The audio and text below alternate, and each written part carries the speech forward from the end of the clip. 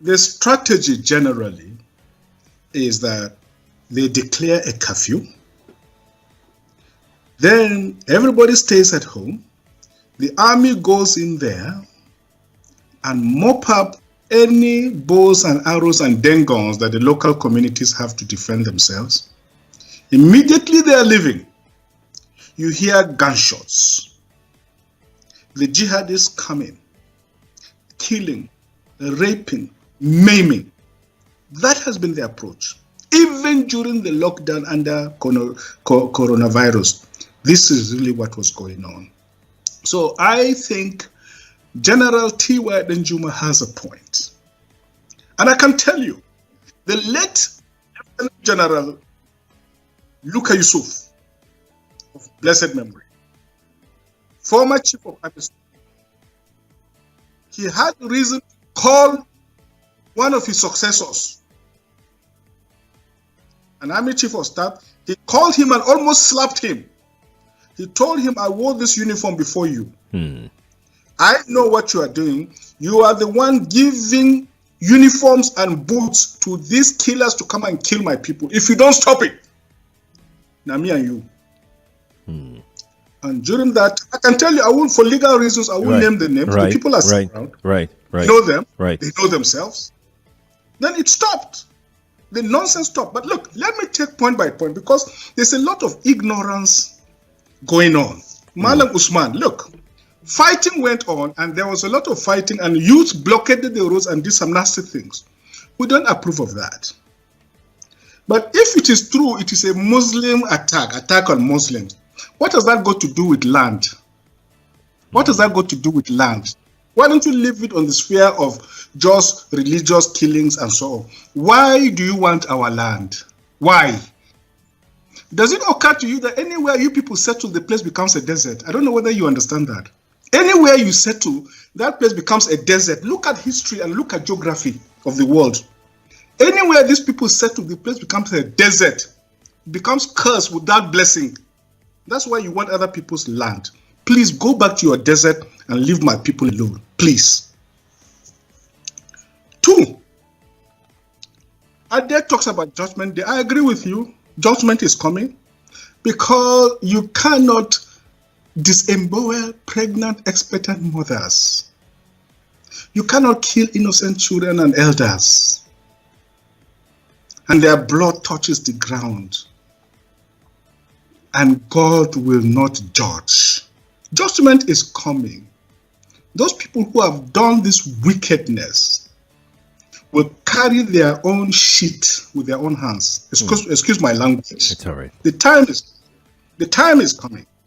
Mark my words. Obadiah is a minor prophet in the Jewish Old Testament. So mark my words. Judgment is coming.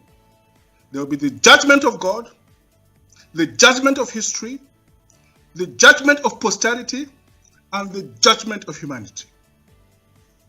Obi, look, I've heard this thing, Obi, from Ejigbo. I have Ndigbo friends, very dear friends. Yesterday, this weekend, Ohaneze Ndigbo leaders and Afenifere leaders and Pandef leaders from Niger Delta were all in southern Kaduna on a fact-finding mission. The peoples of the Middle Belt of southern Kaduna, we have a newfound solidarity with the South. Our destiny does not belong in the North. We are no more Northerners, and we shall never be Northerners. We shall either stand on our own or join the South. Mark my words. Mark my words. But, Paul, Obi, you are very wrong. What happened in the 60s, you cannot equate it to what happened today. And in fact, what people are saying is that it is a kind of nemesis. My father, I told you, was a reverend, a missionary, a pastor. Right. I remember as a child, he did so much to protect Igbo families. So many of them settled in my home as refugees, even on our farms. He did everything to protect them, to feed them, until they nearly killed him and killed all his family for protecting Igbo. So it is not everybody that took part in that wicked enterprise, in that pogrom against the defenseless Ndigbo people. And I've always said it, this country will never be normal until we kneel down and ask for forgiveness from Ndigbo for the wicked sins we've committed against them. I wrote that severally. Some people from Yoruba land called me and say, Obadiah, if you know you've done something to Ndigbo, go and repent. We didn't do anything to them. Leave us alone. That is the attitude of many people in the country. But you cannot equate the two. So because genocide took place in Turkey during the Ottoman Empire, because lynching took place in America, so we, the grand people that sent the slaves there, where if something happens to us, we're equally guilty, so it is okay. Obi, mark my words, when they finish with all, they will come to you. Don't think you are free. Wake up and smell the coffee. As for Mr. Paul, the role of the police, security, and so on, look, we have reason to believe that the full apparatus of the military is behind the banditry and violence because it is a global jihad. They are financing them, they are giving them uniforms, they are disarming our people and allowing them to come and kill and rape and maim. So Lieutenant General Theophilus Yakubu Denjuma is perfectly right. And let me make it very clear. Even my name, Obadiah in Jewish Old Testament means servant of the Most High God. Melafia means a man of peace.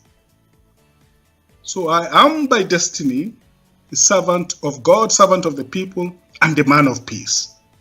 I abhor violence. If you could see my hands, I have never lifted my hands to commit violence, either in word or speech or action. I belong to the Martin Luther King school of thought. But let me make it very clear. Our Constitution protects the right to life. Right. It enshrines the principle of self-defense.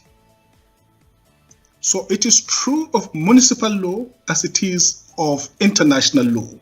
International law and the law of nations gives a people who face an existential threat to their very survival the right and, in fact, the bounden moral duty to defend themselves, to defend their communities, to defend their church, and to defend their families.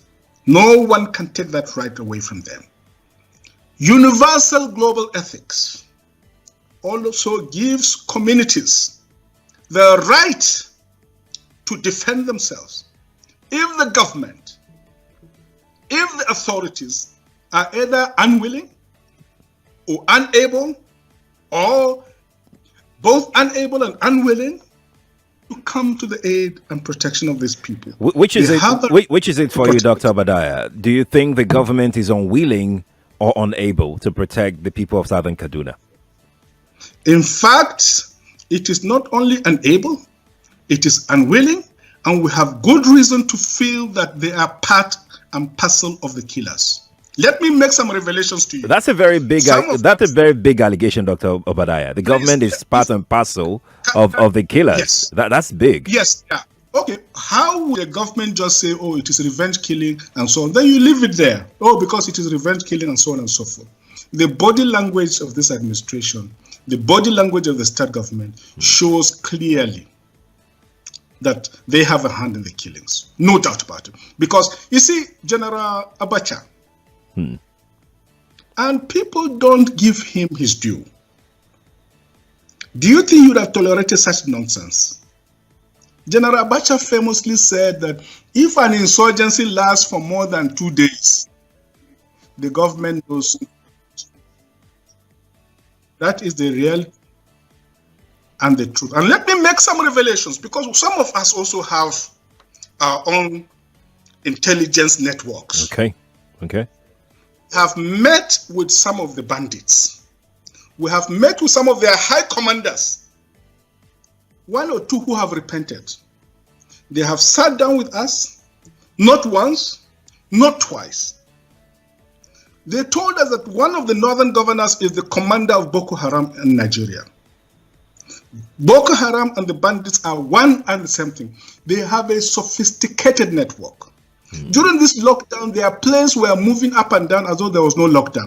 Moving ammunitions, moving logistics, moving money, and distributing them in different parts of the country. They're already in the south, in the rainforest of the south. They're everywhere.